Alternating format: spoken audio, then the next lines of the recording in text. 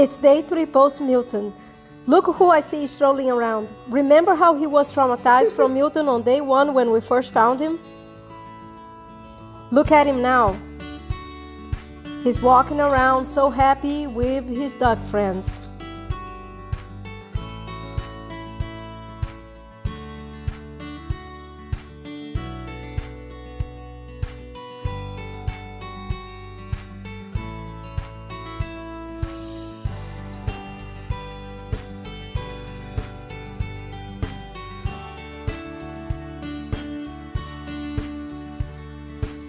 I am so grateful that he recovered so quickly.